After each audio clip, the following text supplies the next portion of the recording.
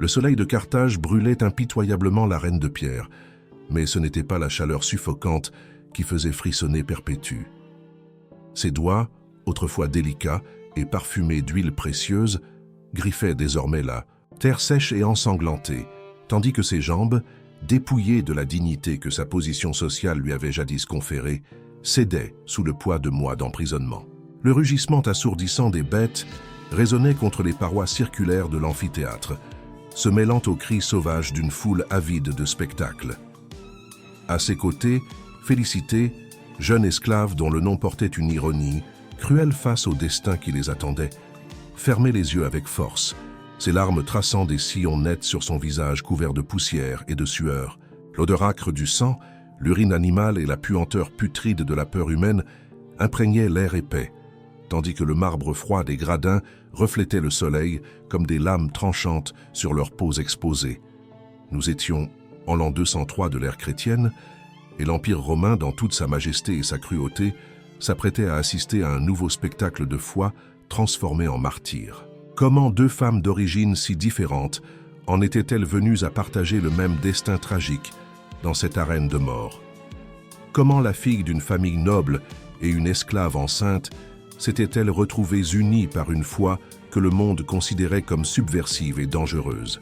L'histoire avait commencé des mois plus tôt, dans les rues parfumées de Carthage, lorsque Perpétue arpentait encore les jardins de marbre de sa villa familiale, ses pieds nus s'enfonçant dans la mousse douce qui poussait entre les pierres. Polie, fille de l'une des familles les plus respectées de la province d'Afrique, elle connaissait le poids de la soie contre sa peau, le goût sucré du miel importé de l'Attique et le son délicat des harpes qui résonnaient dans les couloirs de sa demeure lors des banquets nocturnes. Ses journées étaient rythmées par l'arôme des roses que ses esclaves répandaient dans sa baignoire de marbre, par la caresse légère des cosmétiques appliqués avec des pinceaux aux poils de martre et par la brise fraîche venue de la Méditerranée, porteuse du sel et des promesses de terres lointaines. À 22 ans, Perpétue possédait tout ce qu'une femme de son rang pouvait désirer. Une beauté inspirant les poètes, une richesse ouvrant toutes les portes et un petit-fils dont les yeux brillaient, de l'intelligence héritée de son père. Pourtant, malgré tout, sa foi ne vacilla pas même lorsque secrètement elle commença à fréquenter les réunions chrétiennes dans les catacombes de la ville. Dans ces tunnels humides et sombres, où l'odeur de la terre se mêlait à l'encens de mauvaise qualité et aux bougies de suif, Perpétue découvrit une vérité que son éducation privilégiée ne lui avait jamais offerte. Les paroles du jeune prêtre Saturus résonnaient contre les parois de pierre avec une force faisant vibrer ses os, tandis que ses mains, habituées au toucher des tissus fins, apprenaient à serrer celles, calleuses, des esclaves, artisans et mendiants animés de la même espérance. C'est là, entre ombres dansantes et prières chuchotées, qu'elle rencontra Félicité, jeune esclave au ventre déjà arrondi par l'enfant à naître, une enfant qui verrait le jour dans la plus absolue pauvreté, mais dont les yeux portaient une sérénité que toutes les richesses de Perpétue ne pouvaient acheter. Félicité avait grandi dans les cuisines enfumées des maisons romaines, ses petites mains apprenant dès son plus jeune âge à distinguer les épices à l'odeur, ses pieds nus connaissant chaque irrégularité des sols de pierre froide. Ses journées commençaient avant le lever du soleil, lorsqu'elle pouvait encore sentir la rosée du matin sur sa peau, et se terminaient bien après que les étoiles brillaient au ciel, ses reins endoloris par le poids des jarres d'eau et des paniers de linge sale. Le claquement des fouets dans l'air constituait la bande-son constante de son existence, tout comme les hurlements de douleur résonnant dans les cours intérieures lorsqu'un esclave commettait la moindre faute. Elle connaissait le goût, amer de la peur, la texture rugueuse de la paille sur laquelle elle dormait et l'odeur acide de la sueur mêlée aux larmes. Mais c'est précisément dans cette vie de souffrance que la parole du Christ trouva un terrain fertile. Dans les nuits où la douleur dorsale l'empêchait de dormir, Félicité murmurait les prières apprises auprès d'autres esclaves chrétiens, sentant une paix descendre sur elle comme un manteau chaud durant une nuit d'hiver. Le contraste entre les deux femmes était brutal et poétique à la fois. Perpétue connaissait la douceur de la soie, Félicité l'âpreté du chanvre. L'une avait grandi parmi les jardins parfumés, l'autre parmi les détritus et les restes de nourriture. L'une parlait plusieurs langues avec un accent raffiné. L'autre maîtrisait à peine le latin basique nécessaire pour obéir aux ordres. Mais lorsqu'elles s'agenouillaient côte à côte dans ces catacombes froides, leurs voix s'unissaient dans une harmonie transcendant toutes les différences sociales. Elles avaient toutes deux trouvé quelque chose que ni la richesse ni la pauvreté ne pouvaient offrir, une espérance indépendante des circonstances externes, une foi promettant dignité à celle que le monde considérait comme jetable. La tempête commença à se former lorsque l'édit de l'empereur Septime Sévère arriva à Carthage comme un vent glacial du nord. Les mots gravés sur bronze résonnèrent dans les forums comme une sentence de mort. La conversion au christianisme et au judaïsme était interdite sous peine de mort. Ce qui avait été murmuré en secret dans les catacombes devint un crime contre l'État, et chaque chrétien se retrouva marqué d'une marque invisible pouvant le condamner à tout instant. L'air de la ville changea. Là où régnait, jusque-là l'odeur familière des épices et des parfums, flottait désormais une tension palpable qui faisait hurler les chiens dans les nuits noires et pleurer les enfants sans raison apparente. Saturus, le jeune catéchiste ayant baptisé les deux femmes, ne parvenait plus à dormir. Ses mains tremblaient lorsqu'il tenait les parchemins sacrés et ses yeux, jadis brillants d'espoir, portaient désormais des ombres profondes. Il savait que ses jours étaient à compter, que chaque sermon pourrait être le dernier, que chaque prière partagée dans les catacombes risquait d'être interrompue par le bruit des soldats marchant. L'odeur de la peur pénétra même les lieux les plus sacrés, se mêlant à l'encens pour créer une atmosphère suffocante qui faisait des prières des lamentations. C'était un matin froid de mars lorsque les soldats arrivèrent. Perpétue était en train d'allaiter son fils lorsque retentit le bruit inimitable des sandales militaires claquant sur le marbre de sa maison. Le lait tiède coulait encore entre ses doigts lorsque les portes de bois massif furent enfoncées dans un fracas qui fit s'envoler les oiseaux du jardin en panique. Ses yeux rencontrèrent d'abord l'éclat métallique des armures, puis les visages durs des hommes venus la chercher. Le bébé dans ses bras se mit à pleurer, un cri aigu se mêlant aux hurlements de désespoir de ses esclaves domestiques. Le parfum de jasmin qui flottait habituellement dans ses appartements fut soudainement remplacé par l'odeur âcre du fer et de la sueur des soldats en marche. Son père, Vibius, surgit comme une tempête humaine, ses cheveux gris ébouriffés par le désespoir et ses mains tremblantes tendues en suppliant. « Ma fille !» cria-t-il, sa voix se brisant comme du bois sec. « Brûle juste un peu d'encens aux dieux, c'est tout. Pense à ton fils. » Les larmes coulaient sur son visage ridé pendant qu'il se prosternait devant les soldats, offrant de l'or, des terres, n'importe quoi pour acheter la liberté de sa seule enfant. Mais Perpétue, le bébé toujours au sein, regarda son père avec une tristesse infinie dans les yeux et murmura « Père, vois-tu ce vase à côté de moi? Peux-tu l'appeler autrement que vase? Moi non plus, je ne peux m'appeler autrement que chrétienne. » Le même jour, dans une partie très différente de la ville, où l'odeur des égouts se mêlait aux émanations des tanneries, des soldats arrachèrent Félicité à son travail dans les cuisines. Son ventre montrait déjà clairement l'enfant à naître, et ses mains, encore couvertes de pâte qu'elle pétrissait, furent liées à la hâte avec des cordes rugueuses qui entamèrent sa peau délicate. Aucun père pour plaider sa cause, aucun or pour racheter sa liberté.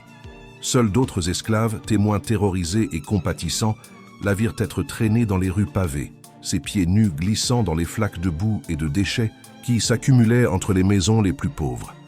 La prison fut une plongée dans une obscurité totale. Les cachots souterrains de Carthage étaient des trous creusés dans le roc vivant où la lumière du jour ne pénétrait jamais et où l'air ne circulait que par de petites ouvertures, ressemblant plus à des cicatrices sur la pierre. L'odeur était indescriptible, un mélange d'urine, d'excréments, de vomissures, et la puanteur douce et nauséabonde de la chair en décomposition.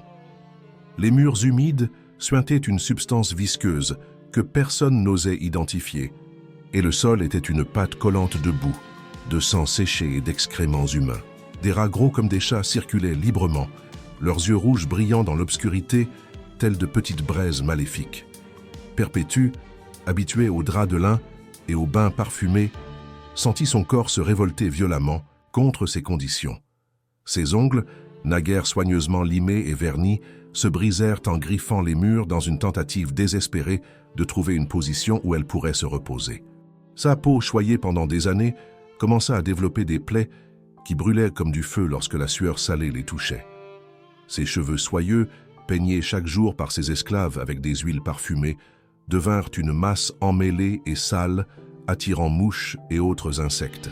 Malgré tout, même quand son corps s'étiolait et que sa beauté fanait comme une fleur sans eau, ses lèvres murmurèrent des prières silencieuses. Félicité souffrait d'une manière différente, mais non moins intense.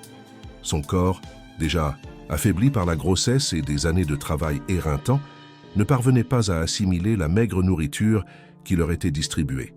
Des morceaux de pain moisis et de l'eau si sale qu'elle en paraissait boueuse. Ses jambes enflèrent jusqu'à l'impossibilité de bouger, et l'enfant dans son ventre semblait vouloir se débattre constamment, comme s'il voulait lui aussi s'échapper de ce lieu d'horreur.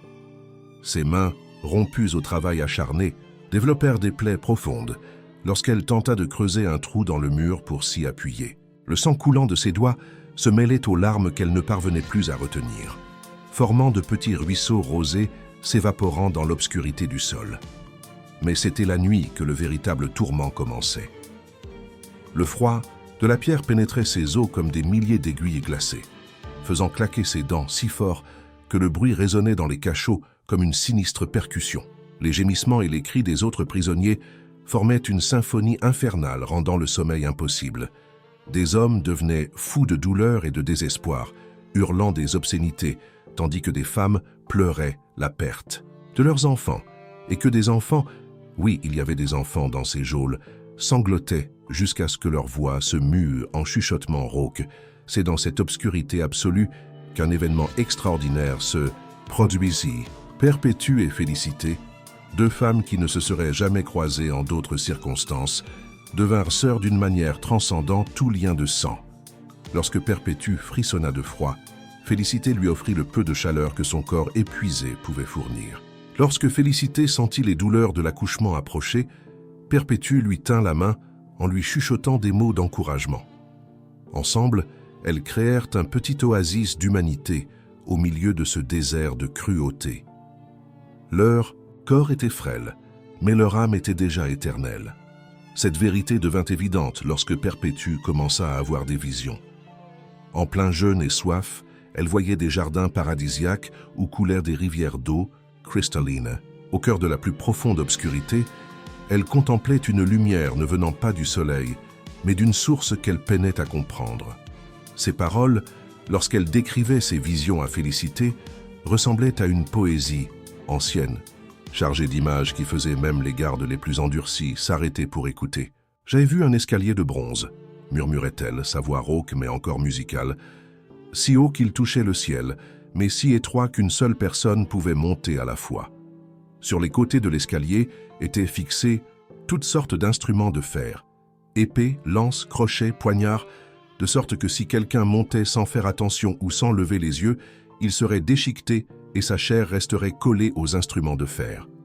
Ces mots peignaient des tableaux si vivants que Félicité pouvait presque voir cet escalier céleste, presque sentir le métal froid sous ses pieds nus. Le père Saturus, capturé quelques jours après elle, apporta une présence qui transforma complètement l'atmosphère de cette prison infecte. Sa voix, lorsqu'il menait les prières matinales, résonnait contre les murs de pierre avec une révérence qui faisait même taire les prisonniers non chrétiens par respect. Il avait beaucoup maigri, ses os saillants projetant des ombres profondes sur son visage, mais ses yeux brillaient d'une intensité semblant illuminer l'obscurité environnante. Lorsqu'il imposait les mains aux malades et aux blessés, un phénomène inexplicable se produisait. Pas de guérison miraculeuse, mais une paix indéfinissable qui descendait sur la souffrance comme de l'huile sur une plaie ouverte. Les jours s'étiraient comme des siècles. La seule façon de mesurer le temps était d'observer les rares rayons de lumière s'infiltrant par les fissures des murs, formant des bandelettes dorées qui dansaient un instant sur l'horreur, avant de disparaître à nouveau. C'est à ces moments que Perpétue pouvait distinguer clairement le visage de Félicité, de plus en plus émacié chaque jour, mais toujours illuminé par une sérénité défiant toute logique. Les lèvres de la jeune esclave bougeaient, sans cesse en prière silencieuse, et ses mains, quand elle ne tenait pas son ventre arrondi, tracèrent de petites croix dans l'air ou sur les plaies des autres prisonniers. La délivrance de Félicité arriva une nuit où la température chuta tellement que la vapeur de son souffle formait de petits nuages fantomatiques. Les douleurs commencèrent comme des vagues douces avant de se transformer en raz-de-marée d'agonie qui secouèrent tout son corps. Perpétue lui serra la main avec tant de force que ses ongles laissèrent des marques permanentes sur la peau de son ami, tout en murmurant des prières et des mots d'encouragement mêlés aux gémissements de douleur. L'enfant naquit dans une flaque de sang et de liquide amniotique qui se confondit immédiatement avec la saleté du sol. Mais lorsque le petit corps fut nettoyé avec des lambeaux de tissu déchirés des vêtements des deux femmes, il apparut un enfant parfait dont les poumons sains remplirent la prison d'un cri semblable à une musique céleste. Mais cette joie ne dura que quelques heures. Les lois romaines étaient claires. Les femmes enceintes ne pouvaient être exécutées, mais une fois l'enfant né, elles perdaient toute protection. Une famille chrétienne offrit d'adopter le bébé, et dès le lendemain matin, alors que les premiers rayons de soleil traversèrent les fissures, une femme d'âge moyen aux yeux doux et aux mains tremblantes vint chercher l'enfant. Le moment de la séparation fut indescriptible. Félicité serra son fils contre elle quelques minutes, qui semblèrent des éternités, respirant la douce odeur de sa peau neuve, sentant la chaleur minuscule et parfaite de son corps, écoutant les petits bruits qu'il faisait en respirant.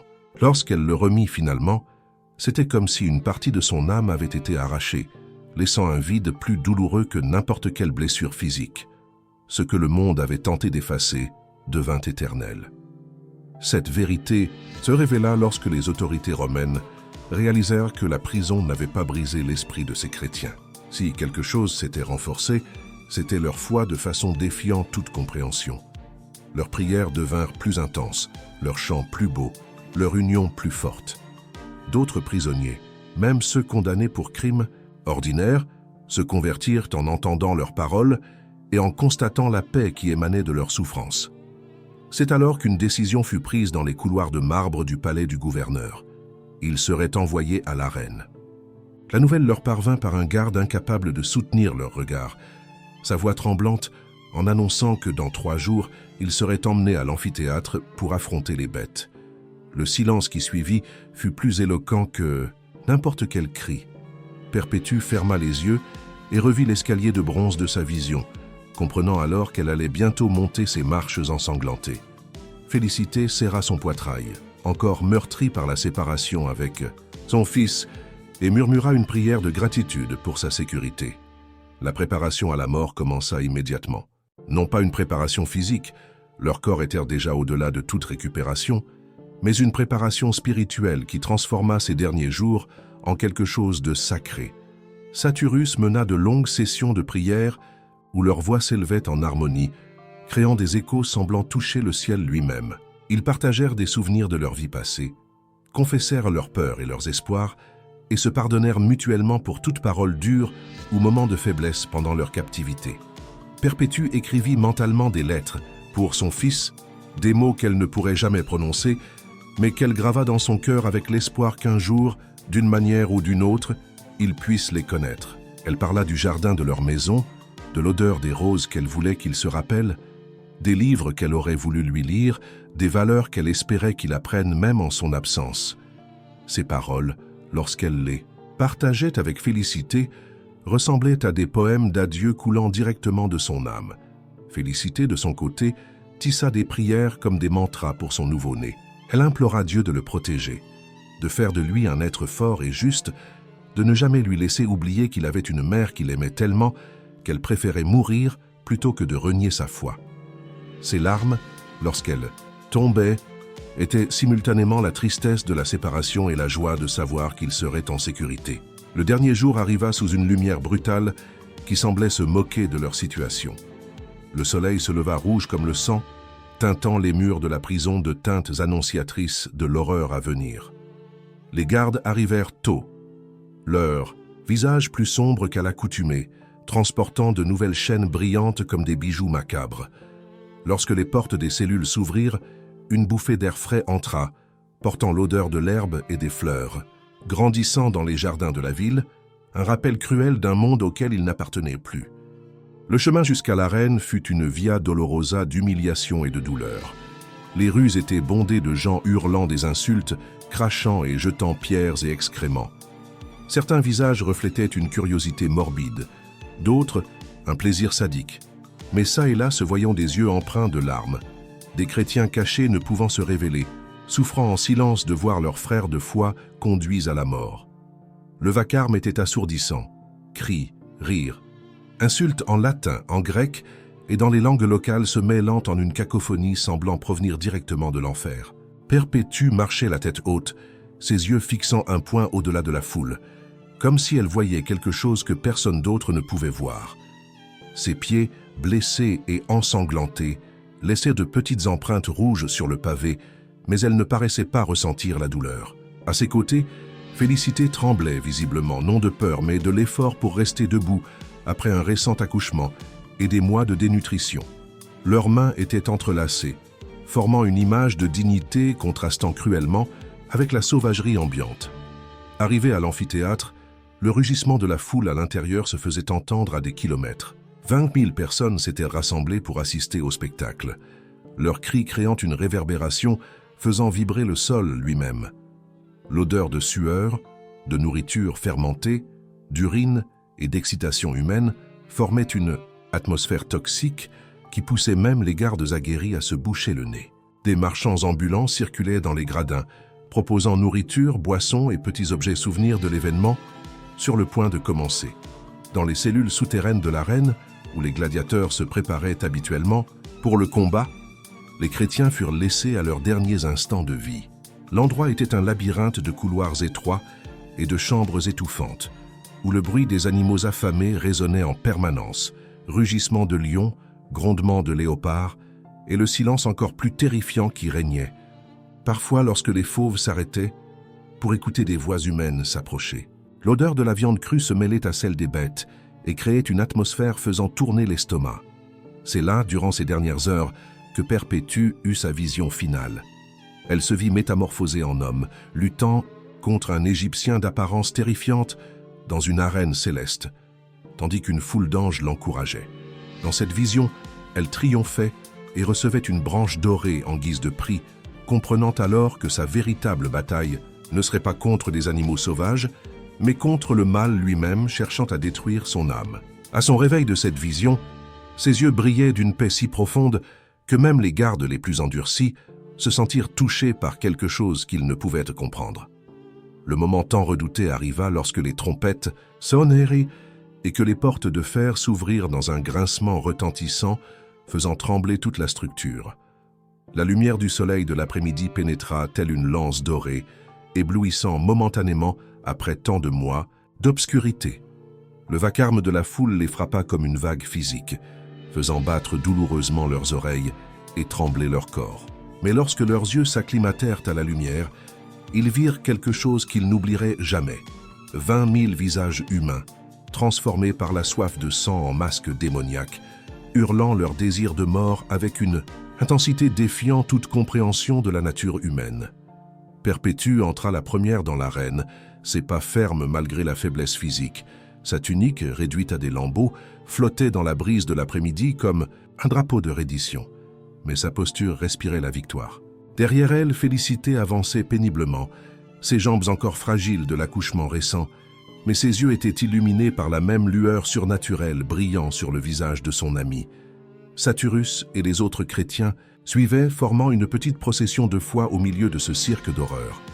Le préfet de l'arène, un homme gros et pompeux nommé Hilarianus, était assis dans une tribune de marbre décorée d'or et de pourpre. Ses doigts ornés de bagues précieuses brillaient au soleil tandis qu'il gesticulait de façon dramatique pour la foule, comme un chef d'orchestre dirigeant une symphonie de cruauté.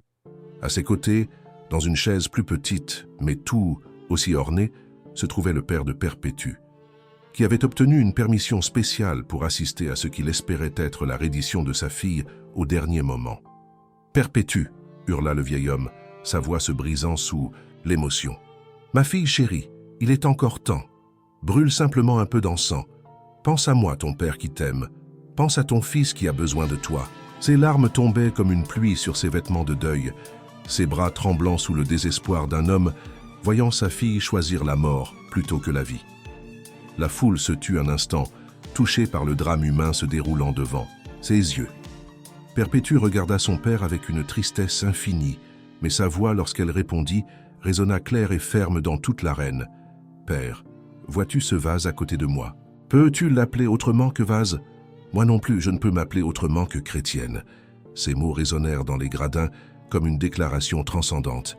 Et le père s'effondra sur sa chaise, comme si un coup physique l'avait atteint. Ce fut alors que les portes des écuries s'ouvrirent dans un fracas métallique faisant trembler toute la structure. Le bruit émergeant de ces couloirs sombres était primitif et terrible.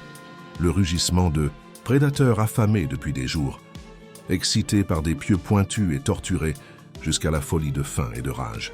D'abord apparurent les léopards, leur corps gracieux se mouvant avec une précision létale, témoignant de millions d'années d'évolution prédatrice.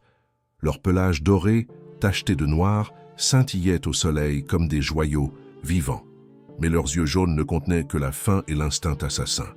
Derrière eux vinrent les ours, créatures massives dont les pattes laissaient des empreintes profondes dans le sable de l'arène. Leurs fourrures sombres étaient emmêlées et sales, et de leurs gueules ouvertes pendait une salive visqueuse se mêlant à leurs rugissements qui faisaient vibrer l'air lui-même. Enfin, comme s'ils étaient les rois de ce royaume d'horreur, arrivèrent les lions, magnifiques et terrifiants. Leurs crinières dorées ondulant comme des flammes sous le vent, leurs corps musclés se mouvant avec une autorité qui fit taire même la foule la plus avide de sang. Le contraste était cinématographique et cruel. D'un côté, les bêtes dans leur gloire sauvage, muscles tendus sous des peaux luisantes, griffes aussi affûtées que des lames, crocs brillants comme de l'ivoire poli. De l'autre, 5 humains éthiques, vêtus de haillons, corps affaiblis par des mois de captivité, mais leurs yeux brillaient d'une lumière étrangère à ce monde. C'était David contre Goliath multiplié par 1000, la fragilité humaine, affrontant la force brute de la nature, la foi défiant la mort sous sa forme la plus primitive et terrible. Mais un événement extraordinaire se produisit. Lorsque les bêtes s'approchèrent, flairant l'air et évaluant leur proie, Perpétue et Félicité ne se sauvèrent pas. Elles ne crièrent pas. Elles ne supplièrent pas. Au lieu de cela, elles s'agenouillèrent dans le sable brûlant et commencèrent à prier, leurs voix s'unissant dans une harmonie tranchant le silence de l'arène comme une épée de lumière. Leurs paroles, quoique chuchotées, semblaient résonner plus fort que les rugissements des bêtes, créant une atmosphère surnaturelle qui fit même hésiter les animaux. La foule, qui s'attendait à des cris de terreur et à des supplications pour obtenir grâce, se trouva confrontée à quelque chose d'incompréhensible. Le silence qui s'instaura dans l'arène fut plus profond que n'importe quel rugissement, plus perçant que n'importe quel cri de douleur. 20 000 personnes retenaient leur souffle en observant 2 femmes frêles faire face à la mort, avec une dignité transformant le spectacle de cruauté en quelque chose de sacré et perturbant. Les léopards furent les premiers à attaquer, leur corps gracile bondissant dans les airs avec une précision létale témoignant de leur nature prédatrice. Mais même lorsque leurs griffes lacérèrent la chair humaine, même lorsque le bruit du tissu et de la peau se déchirant résonna dans l'arène, les voix de Perpétue et Félicité continuèrent à s'élever en prière. Ce n'étaient pas des cris d'agonie, mais des chants d'espérance défiant toute logique humaine. Leurs mains, même lorsqu'elles tentaient instinctivement de se protéger, traçaient de petites croix dans l'air, bénissant non seulement elles-mêmes, mais aussi les créatures qui les attaquaient. Le sang commença à tacher le sable doré, formant des motifs abstraits, semblant évoquer des mystères anciens. Mais c'était un sang différent, non pas ce liquide sombre de la peur et du désespoir, mais quelque chose qui brillait sous le soleil comme un vin consacré, portant en lui une dignité transformant chaque goutte en témoignage d'une foi inébranlable. Lorsque les bêtes goûtèrent à ce sang, quelque chose changea dans leur comportement. Les attaques devinrent moins sauvages, presque hésitantes, comme si même les instincts animaux reconnaissaient la présence de quelque chose de sacré. Félicité, dont le corps portait encore les marques du récent accouchement, trouva une force qu'elle ne se savait pas capable de posséder. Lorsqu'un ours massif s'approcha, ses petites mains s'étendirent, non pas en geste de défense, mais comme si elle bénissait un enfant plutôt que d'affronter un instrument de mort. Ces paroles, chaque fois qu'elle parvenait à les prononcer entre les attaques, étaient des mots de pardon. Pardon pour les animaux qui ne faisaient qu'agir selon leur nature. Pardon pour la foule s'amusant de leur souffrance. Pardon même pour les empereurs ayant ordonné leur exécution. Son corps était frêle, mais son âme était déjà éternelle, et cette vérité irradiait de chaque pore de sa peau meurtrie. Perpétue, même lorsque les crocs d'un lion trouvèrent en sa gorge, garda les yeux ouverts et fixés vers le ciel. Sa vision finale ne fut ni de l'arène ensanglantée, ni de la foule avide, mais de l'escalier doré de ses rêves, désormais si proche qu'elle pouvait presque toucher ses marches. La douleur physique devint secondaire face à la proximité de cette réalisation spirituelle qui avait guidé ses derniers mois de vie. Ses derniers mots, murmurés d'une voix de plus en plus faible, furent une prière de gratitude. Gratitude pour la possibilité de témoigner de sa foi, gratitude pour l'amitié de Félicité, gratitude même pour la souffrance ayant purifié son âme, comme l'or dans le feu. Le spectacle, qui aurait dû durer des heures, se termina en quelques minutes. Les bêtes, après une attaque initiale, violente, semblèrent perdre tout intérêt, comme si l'absence de peur et de désespoir chez leurs victimes avait ôté le plaisir de la chasse. Elles restèrent immobiles autour des corps, léchant les plaies avec une douceur presque maternelle, leur langue râpeuse nettoyant le sang avec des soins évoquant davantage des chiens domestiques que des prédateurs sauvages. La foule, frustrée par la brièveté du spectacle et perturbée par l'atmosphère surnaturelle qui s'était installée dans l'arène, commença à murmurer, inquiète. C'est alors qu'un événement que n'aucune chronique officielle n'enregistrerait se produisit, mais qui resterait gravé à jamais dans la mémoire de ceux qui furent témoins. Une lumière dorée se forma autour des corps des martyrs, une luminosité douce ne provenant pas du soleil, mais d'une source intérieure défiant toute explication naturelle. Les bêtes reculèrent devant cette lueur, leurs yeux ne reflétant plus la faim ou l'agressivité, mais quelque chose proche du respect. Le silence dans l'arène devint absolu, seulement brisé par le souffle du vent glissant à travers les gradins comme un soupir céleste. Hilarianus, le préfet de l'arène ayant orchestré le spectacle, se trouva incapable de prononcer les paroles traditionnelles, mettant fin à l'exécution. Ses mains, d'ordinaire si assurées dans leurs gestes grandioses, tremblaient de façon incontrôlable, et son visage bronzé par le soleil africain avait perdu toute couleur pour devenir d'une pâleur cadavérique. À ses côtés, le père de Perpétue pleurait en silence, ses larmes tombant comme une pluie constante sur ses vêtements de deuil, mais ces larmes étaient différentes à présent, non seulement de la perte, mais aussi la reconnaissance, et parce que sa fille avait acquis quelque chose qu'il ne pourrait jamais comprendre pleinement. Les corps furent récupérés par des chrétiens courageux, se risquant à se dévoiler publiquement, enveloppés dans des draps blancs devenus aussitôt des reliques précieuses. Le sang ayant souillé le sable fut soigneusement recueilli dans de petits flacons en verre, car la rumeur courait déjà qu'ils possédaient des propriétés miraculeuses. Ceux qui touchèrent ces corps rapportèrent une sensation de paix les accompagnant durant des jours, et certains jurèrent avoir senti une chaleur surnaturelle émaner de la peau désormais froide des martyrs. L'inhumation eut lieu dans une catacombe secrète aux abords de Carthage, lors d'une cérémonie simple mais profondément émouvante qui réunit des centaines de chrétiens émergeant de l'ombre pour rendre leur dernier hommage. L'odeur de l'encens se mêlait à celle des fleurs sauvages cueillies dans les champs des environs, créant une atmosphère de célébration mêlée de tristesse. Les tombes furent marquées de symboles discrets mais significatifs, poissons, ancres, rameaux d'olivier, exprimant l'espérance et la résurrection pour ceux sachant les déchiffrer. Mais la véritable mesure de l'impact de leur mort ne se trouvait pas dans les rites funéraires, mais dans les transformations qui commencèrent à se produire dans toute la province d'Afrique. Les conversions au christianisme augmentèrent de façon spectaculaire, non seulement parmi les pauvres et les esclaves, mais aussi parmi les membres de l'aristocratie romaine qui avaient été témoins de ce qui s'était déroulé dans l'arène. Des soldats ayant participé à la détention et à l'exécution des martyrs commencèrent à remettre en question leurs ordres, et certains finirent par quitter l'armée pour rejoindre les communautés chrétiennes clandestines. Les histoires de Perpétue et de Félicité se propagèrent comme une traînée de poudre à travers l'Empire, portées par des marchands, des soldats et des voyageurs ayant assisté ou entendu des récits de ce qui s'était passé à Carthage. Chaque version ajoutait des détails nouveaux, parfois exagérés, parfois atténués, mais toujours conservait le noyau essentiel. Deux femmes d'origine totalement différentes avaient trouvé dans la foi une force surpassant tout pouvoir, terrestre, une dignité que ni la torture ni la mort ne pouvaient anéantir. Au sein des communautés chrétiennes, leurs noms devinrent synonymes de courage et de persévérance.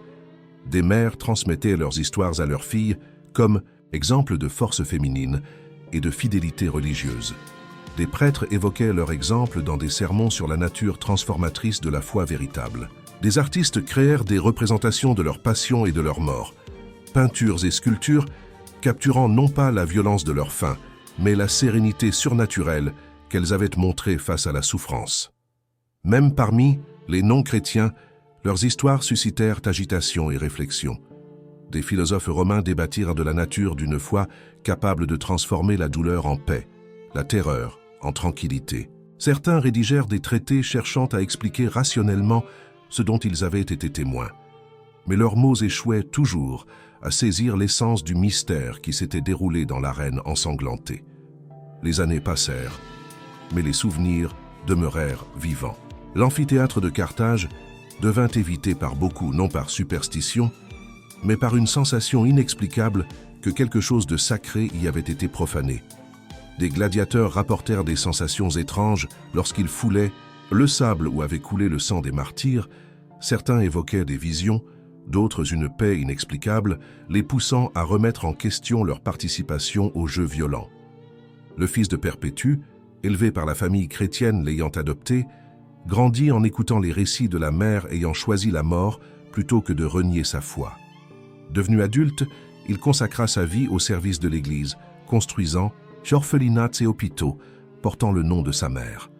Son visage, selon ceux qui le connurent, ressemblait étrangement à celui de Perpétue, surtout dans ses yeux, qui brillaient de la même lueur sereine caractéristique de ses derniers jours. La fille de Félicité, adoptée par une famille de commerçants chrétiens, devint l'une des premières diaconesses officielles de l'Église d'Afrique. Sa vie se consacra aux soins des femmes enceintes et des mères célibataires, comme si elle portait dans son ADN la compassion incarnée par sa mère biologique. Elle n'apprit jamais les détails exacts de la mort de sa mère, mais elle gardait en elle la certitude inexplicable que Félicité avait trouvé la paix qu'elle recherchait. Des décennies plus tard, lorsque l'empereur Constantin légalisa le christianisme dans tout l'Empire, l'une des premières églises officielles édifiées à Carthage fut dédiée à la mémoire de Perpétue et de Félicité. L'emplacement choisi se trouvait à proximité de l'ancien amphithéâtre, en un geste symbolique affirmant que l'amour avait triomphé de la violence, la foi de la persécution. Cette église devint un lieu de pèlerinage, visité par des fidèles venus de tout le monde, connus pour puiser l'inspiration dans les récits de ces deux femmes, ayant transformé une arène de mort en un théâtre de témoignages éternels. Les siècles passèrent, les empires tombèrent et se relevèrent, mais les noms de Perpétue et de Félicité restèrent gravés non seulement dans la pierre des églises, mais dans la conscience collective de l'humanité. Leurs histoires furent traduites en des dizaines de langues, adaptées à différentes cultures, mais conservèrent toujours l'essence de leur message. Il existe quelque chose dans l'âme humaine transcendant toutes les circonstances externes. Une dignité que ni la pauvreté ni la richesse ne peuvent nous conférer ou ôter, une force que ni la torture ni la mort ne peuvent briser. L'ironie de leur destin était poétiquement cruelle et belle. Perpétue, née au berceau d'or et connaissant tous les plaisirs que la richesse pouvait offrir, trouva sa véritable réalisation dans une prison infâme, dépouillée de tout sauf de sa foi. Félicité, ayant vécu toute sa vie comme la propriété d'autrui, découvrit une liberté intérieure qu'aucune chaîne ne pouvait emprisonner. L'aristocrate et l'esclave, l'instruite et l'analphabète, la mère expérimentée et la jeune accouchée, toutes les différences que le monde jugeait importantes se révélèrent insignifiantes face à la force transformatrice d'une foi authentique. Ce que le monde avait tenté d'effacer devint éternel. Les empereurs ayant ordonné leurs exécutions furent oubliés par l'histoire, leurs noms figurant uniquement dans des documents poussiéreux que peu prenaient à la peine de lire. Les gladiateurs ayant partagé l'arène avec elle devinrent des statistiques anonymes dans la liste des divertissements impériaux, mais Perpétue et Félicité restèrent vivantes dans la mémoire, l'art, la littérature et l'inspiration de millions de personnes trouvant dans leurs récits le courage d'affronter leurs propres épreuves. Leurs morts, qui auraient dû être des spectacles de terreur dissuadant les chrétiens, devinrent les graines d'une foi se répandant à travers le monde connu. Chaque goutte de sang versée dans l'arène de Carthage germina en des milliers de conversions. Chaque larme d'agonie se transforma en source de consolation pour les générations futures persécutées. Ce que Rome entendait comme démonstration de puissance devint le témoignage de l'échec de tout système fondé sur la force brutale et l'intimidation. Le temps, juge impartial de toutes les ambitions humaines, révéla la véritable mesure de leur vie.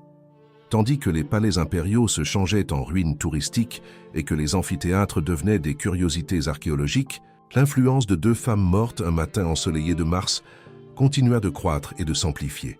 Leurs histoires inspirèrent des réformes sociales, des mouvements de libération, des luttes pour la justice et la dignité humaine résonnant à travers les siècles.